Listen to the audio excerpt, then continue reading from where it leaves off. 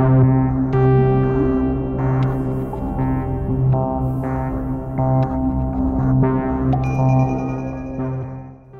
శైవ క్షేత్రం శ్రీశైల మల్లన్న ఆలయంలో అరుదైన పునుగు పిల్లి ప్రత్యక్షమైంది.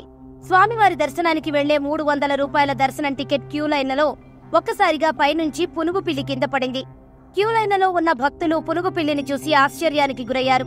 జనం మధ్య చిక్కుకోవడంతో ఎటు పోవాలో తెలియక అది అటు ఇటు తిరుగుతుంటే భక్తులు తమ సెల్ ఫోన్లలో వీడియో తీశారు.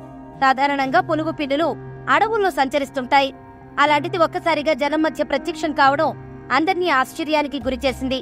ఆలయ సెక్యూరిటీ సిబ్బంది దాన్ని పట్టుకుని అటవీ ప్రాంతంలో విడిచిపెట్టారు.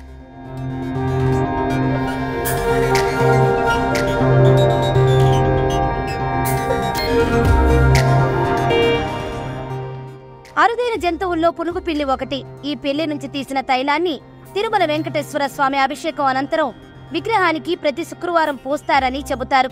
వీటిని ప్రత్యేకంగా టీటీడీ పెంచుతోంది. ఈ పునుగు పిల్లి వన్యప్రాణి కాబట్టి గోశాలలో బంధించి పెంచడం తప్పని గతంలో అభ్యంతరాలు కూడా వచ్చాయి.